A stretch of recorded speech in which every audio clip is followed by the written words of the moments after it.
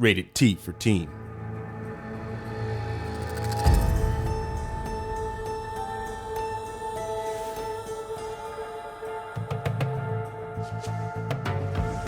Hello and welcome to GAIA Cast, a spoiler-filled deep dive podcast into the world of Horizon from the team here at Guerrilla. We're looking forward to diving into the lore, hearing some behind-the-scenes anecdotes, and maybe even learning some new things. Our first series of episodes will be focusing on Horizon Zero Dawn, the first installment of the Horizon series, which we launched in 2017. I'm Chanté, and I'm joined by my co-host, Anna. How are you feeling about today's episode, Anna? I'm really looking forward to it. And today we're also joined by Ben, who you may have seen in our previous episode. Please introduce yourself in case they didn't listen to the first one. Yeah, Ben McCaw, narrative director here at Guerrilla, and I was the lead writer on Horizon Zero Dawn. This episode, we're exploring the catastrophic events of the 21st century, which the planet is still recovering from over a millennia later. How did one tumultuous century full of greed and desperation both doom the globe and also give them another chance? I already feel we're going to go deep into the lore hole today, and I'm looking forward to it. So let's get started. Great.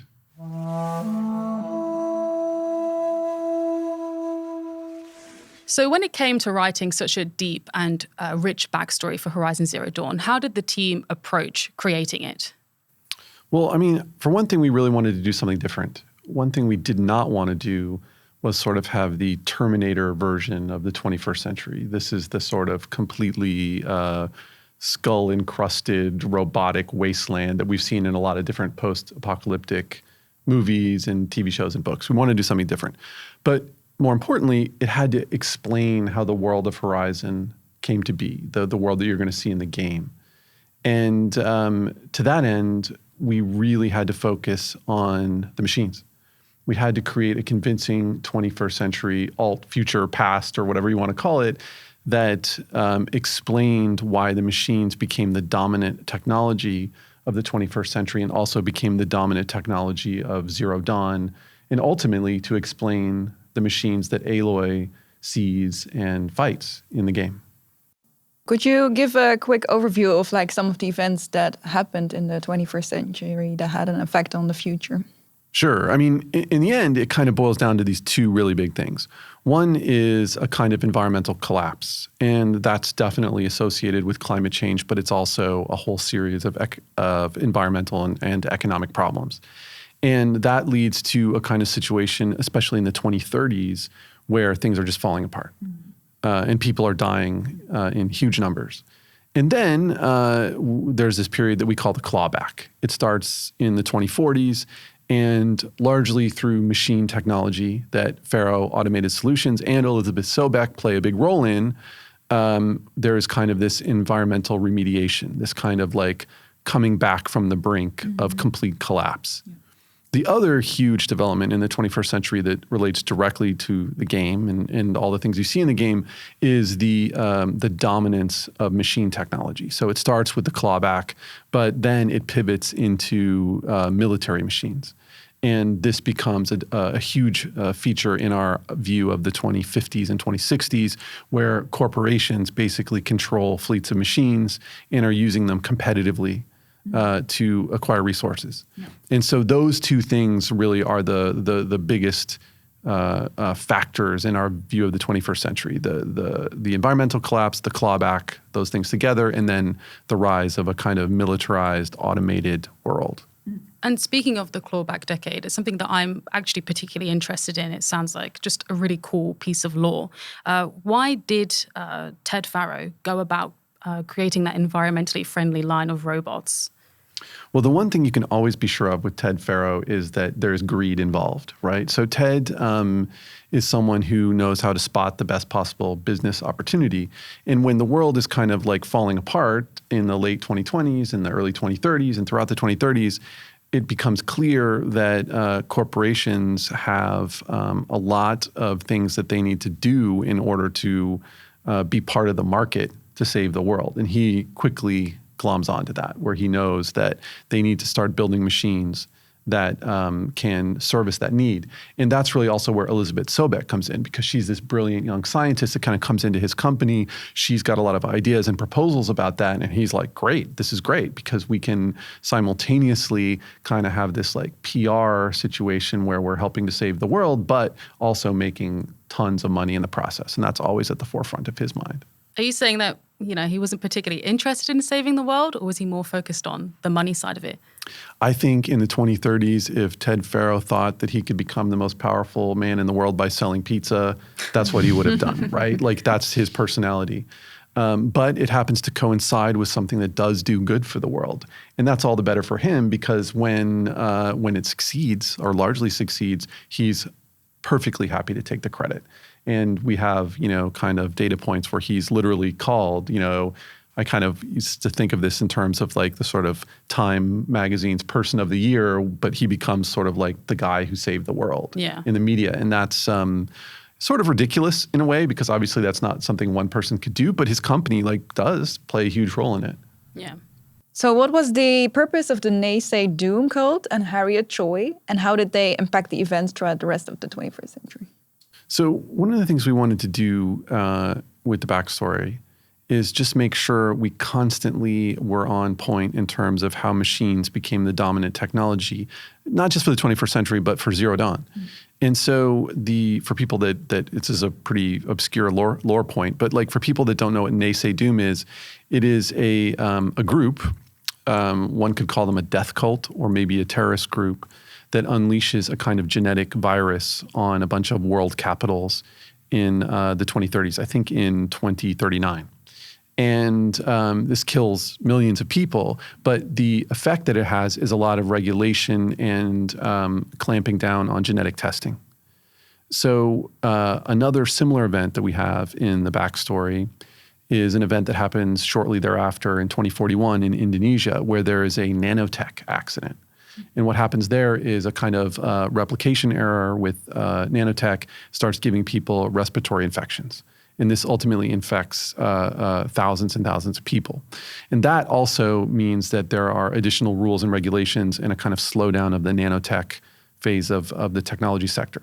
So the reason why we picked those two things and the reason why we did that is so that if you really think about it, genetics and nanotech would be possible rivals to robotic technology if you're trying to invent something like Zero Dawn. Mm-hmm. So we wanted to make sure that those technologies were kind of decelerated in our alternate past future. Yeah. And we wanted to make sure that machines always kind of became dominant. Yeah. So they definitely achieved their goal, the Naysay Doom cult, in preventing genetic testing. Well, I mean, I think I always imagined a little bit that their goal is a little bit more like about anarchy, right? That like they don't have such a specific complaint, but they're actually seeing the world as ending and they're going to kind of help it along. Yeah. The thing is, obviously, genetics and nanotech are involved in Zero Dawn later on anyway. So you can actually see some of the machines when you're playing the game have this kind of nanotech, like especially with the biomass conversion technology, or also I always kind of imagine that like the behemoth machines that when they're using that sort of gravity tech, that there's some sort of nanotech involved there. So it's not like it's absent. And same with genetics. I mean, clearly genetics are involved with like the Eleuthia project, right? So it isn't just that those things are gone. It's just that machines sort of like became more dominant.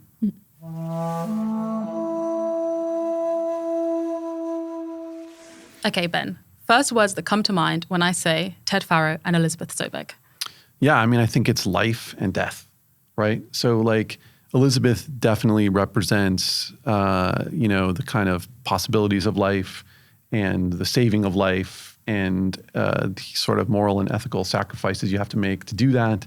And Ted represents, greed and narcissism taken to the most like destructive possible level, which is death. So, when I think of the two of them, that's really the kind of dichotomy of what they represent in the game. They're people, they're characters, but in a sort of symbolic way, that's what the two of them are.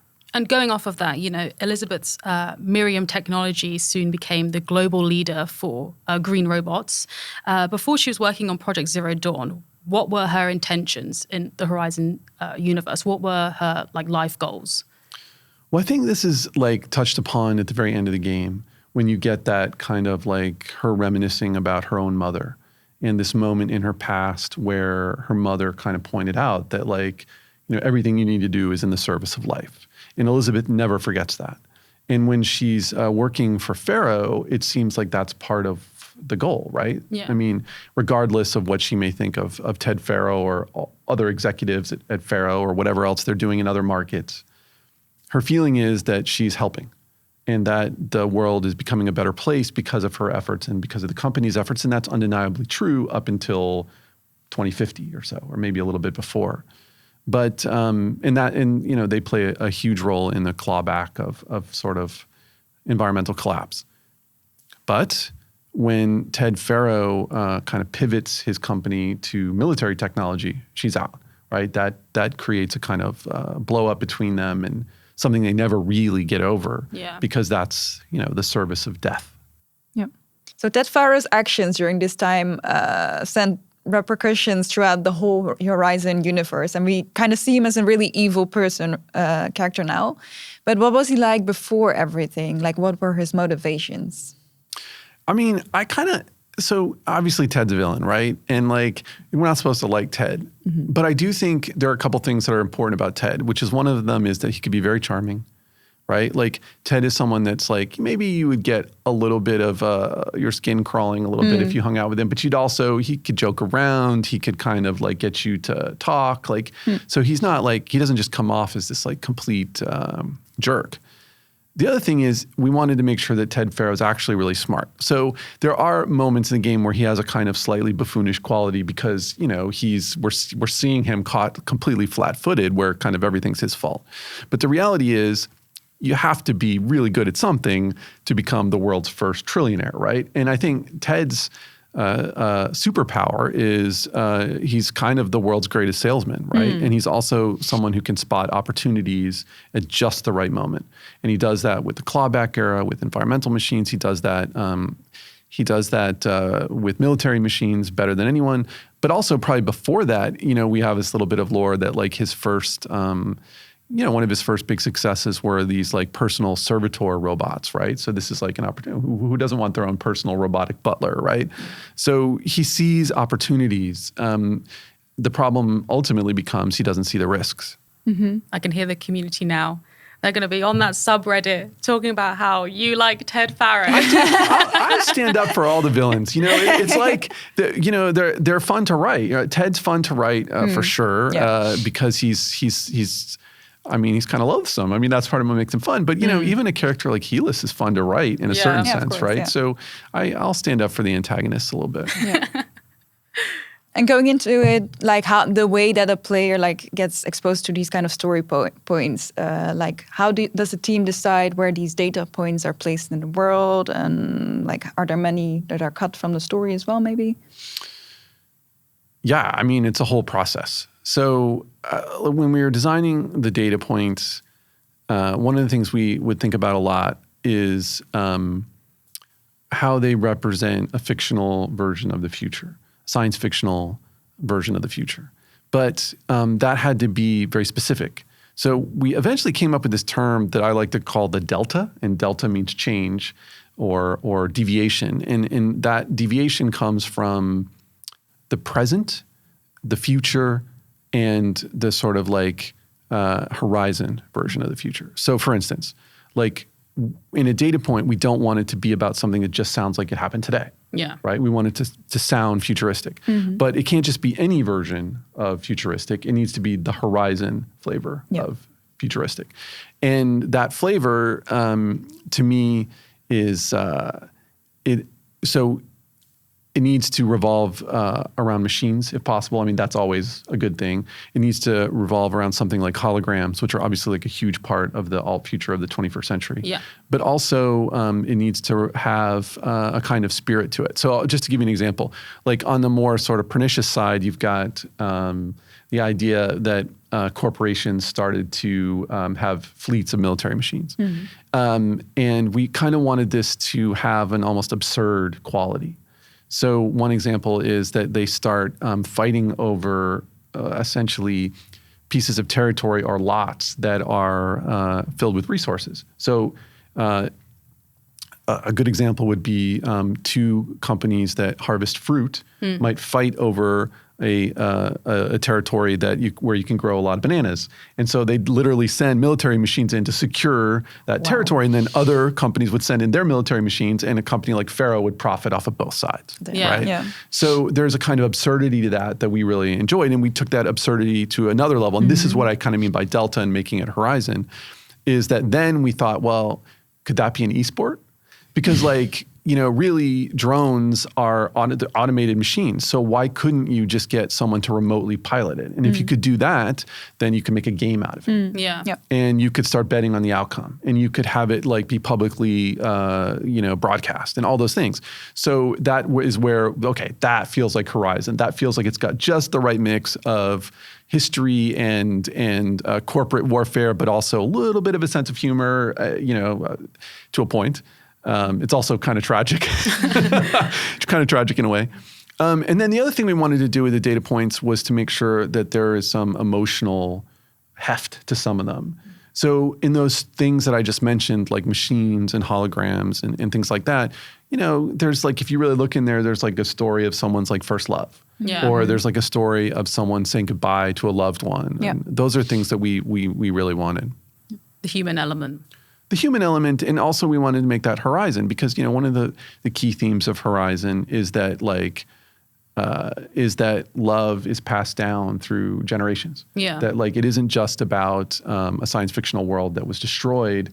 Something survived, and it's not just a seed of life. It's a seed of human emotion. And this is the connection between Elizabeth Sobeck and Aloy, but also how Aloy and other people carry that into the tribal world. Yeah. And going back to Elizabeth and Ted, do you think the Faro plague would have been prevented had Elizabeth stayed at Faro Automated Solutions? Or do you think that was kind of an inevitable outcome, even if it wasn't Ted that led the plague? I mean, I think in the Horizon universe, it's an inevitable outcome. Yeah. So for a couple of reasons. One, Elizabeth never would have stayed. There's no way that even if Ted had not pivoted to these sort of military machines, sooner or later he would have done something sleazy that would have really turned her off, right? Yeah. Where she's like, I can't handle this guy anymore, right? Yeah. So that's one thing. And then another thing is the kind of apocalypse that we have. So this we kind of took from some futurist thinking that's going on today about AI, which is that I don't know how many scholars or technologists really believe that there's some kind of Skynet AI apocalypse coming where, something there'll be a singularity and an AI achieves sentience. I mean, it's possible, I guess, but that's not sometimes the dominant fear. The dominant fear is this idea of runaway AI, which is a repeatable process that simply won't stop. Right? It's a glitch that simply makes something that makes widgets make too many widgets, right? And that's our apocalypse. And, I mean, is that realistic? Is that possible? I think so. I hope not, but it seems like it is feasible. Possible. Yeah. Yeah.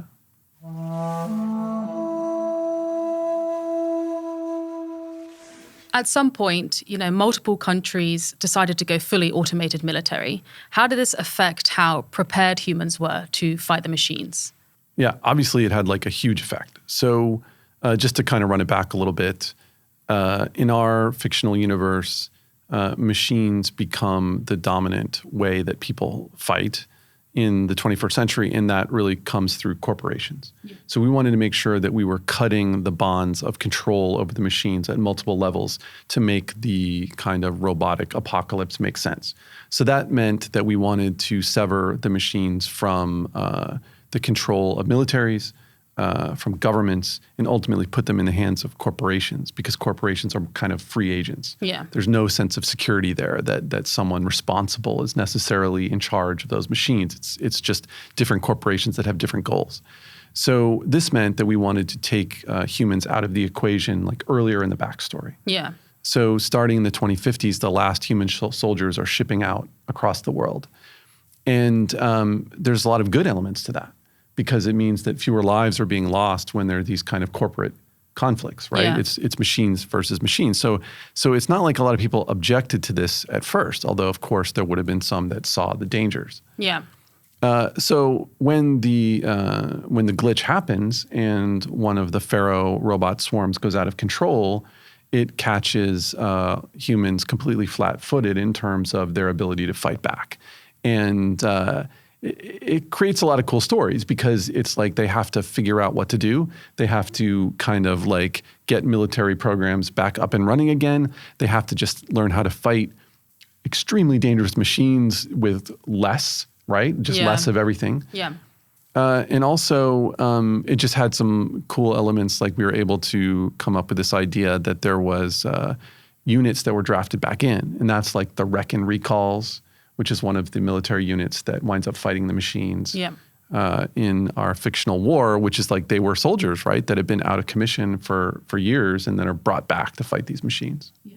It's very understandable why humans, agree to kind of like not be in the military anymore. There's no reason for it. And as you said, if you don't need the human sacrifice, why would you even want to follow through with it? You will always choose to be out of the equation. Yeah, and this has obvious parallels to things that are going on today, right? Like we're at the brink of this decision point a little bit. Yeah. And, I just hope that the people that are ultimately making those decisions are thinking about the consequences. Mm-hmm. Yeah, and humanity had a last blip of hope in the form of Zenith and their ship, the Odyssey. But we discovered through Elizabeth that this was destroyed. How did this affect the people, the characters that were still on Earth back then? Well, I mean, for us, it just kind of made sense that you would have this multiple effort, right? Like, obviously, there's so much effort going into Zero Dawn, but it's a big world, even if it's being destroyed. Yeah. And somebody else was going to try something, right? And so getting off planet, kind of makes a lot of sense. And we love the idea that some of the world's billionaires were going to try to kind of like get off the sinking ship. See ya. Yeah. I mean, that just feels very, 21st century. But I think, as far as like Zero Dawn is concerned and the people that were working on it, nobody would have wanted that to fail, even if it was all billionaires, because it's kind of like, well, that's, we don't know that what we're doing is going to succeed. So let's hope humanity survives in some form. At the same time, there also would have been some rivalries. The two factions, Zero Dawn and Zenith, they trade some technologies. And I think they're both trying to get the better out of the other with that a little bit. And also, it would have been, in some cases, some of the same people and some of the same expertise that are being sort of pulled at from both sides. So it wouldn't have been a completely friendly, relationship, right? But the other thing we really liked out of the idea is this idea of like Elizabeth Sobeck. She's working on Zero Dawn. She's got this whole amazing team of people trying to make this happen. And then you hear one day that ship exploded. And then what does that do to her, right? Because that's the burden is just crushing at that point. It's like the last hope of humanity is on your shoulders. And that, I felt we needed that, right? Like we needed that. We needed it to feel that way for Elizabeth. And ultimately we wanted to feel that way for Aloy. Yeah. Right? That like, if it's not you, it ain't going to be anybody, right? Yeah. Like that's sort of where the story needs to go. Yeah, that must be really pressing. Like, how were the last 6 months before like Project Zero Dawn was completed? I mean, it's a pretty bad time. I mean, it's really hard to kind of imagine, and I think like that's part of what we wanted to do is we didn't want to fill in all those blanks. I think we very much the data points that you find about that or the things that Aloy discovers. It kind of centers on the military and it kind of centers on Zero Dawn. So obviously there's this huge military effort to fight back the machines to give Zero Dawn more time. And you see that. It's in the data points. Like you see a lot of those stories. And you also get the perspective of various members of Zero Dawn. And I think it would be horrible and sad, and it would constantly feel like the walls were closing in on you. But we really wanted to make sure that what a lot of people would do in that situation is reflect, right? Yeah. Because, I mean, it's all coming to a big end, right? Yeah. And, so one example that I really like from the backstory has to do with this gentleman, a soldier. His name is Sergeant Guliev. in the data points, and he's fighting for Operation Enduring Victory, fighting very hard. And what we see is that his messages to his beloved wife are being redacted and edited. And like there's a series of data points where you can kind of figure this out. And it's just crushing, right? Because it's like, it's exactly the kind of tragic note that we wanted, because it's like, here's a guy that's given his all for a false hope, really. I mean, Zero Dawn isn't completely false, but it's a partially false hope. And he's just trying to kind of like reach out to his wife. He needs a little bit of support, but like his messages are getting deliberately garbled, and hers in return aren't being sent correctly. And, you know, that's kind of what we wanted out of it, because we wanted that sense of reflection. Yeah. And one other thing that we see a lot of this feeling is in the very first quest of the game, because little child Aloy is going through this bunker, and she's seeing the whole spectrum of human emotion in those first data points that she ever reads. Yeah. And one of the things I like about that stuff is that it's a variety. Like there's some people that are very reflective, some people that have a spiritual or religious view, but then a couple people have this really selfish view of it. Like, you know, one guy's just kind of bitter and is just sort of like, you know, like I can't even stand to listen to these people around me, you know, in these final moments. So, but I mean, isn't that in the end kind of what we wanted, and what kind of exists in the world is just a wide variety of human reactions to events that are tragic, but also events that contain hope. Yeah. And how would you spend your last few days on Earth knowing that it was all going to end for you soon? You know, giving that a little thought, I'd probably go through my video game backlog. Oh, yeah. Just try to play some games. As many as possible. As many as possible. It's a pretty big backlog, you know. But I do think that, you know, some of my happiest moments sometimes come from playing video games with my kids. Yeah. So I feel like if that was really the end, I mean, you know, playing video games with your kids isn't the worst way to go out, right? Go, yeah. You know, like play a little. At least it's fun. Yeah, well, and also get to be with them. Yeah. So I think that's, and you know, like the characters of Horizon, that's what they're doing. A lot of them, that's what they're doing. I mean, even the soldiers, right? Yeah. They find camaraderie in each other. And they write home, and they just try to imagine that their loved ones are in a better spot than they are. And isn't that what you would do? I mean, Definitely. So we're closing out this episode now, but we hope you have enjoyed joining us for this dive into the 21st century. Thank you to Ben for joining us today. How did you find this episode? I mean, it's fun. And to me, it's like we spent a lot of time and effort on these things. We didn't even know if people would read them, you know? So it's great that people are so interested, and it's fun to talk about this kind of alternative vision of our future. Let us know what you think on social media. You can find us on Twitter, Instagram, and YouTube. You can also interact with us through the hashtag #HorizonGaiaCast. We'll be back for a third episode soon, where we'll be putting Project Zero Dawn under the microscope, so keep an eye on our social channels for when it drops. We hope you'll join us again for that episode. Bye!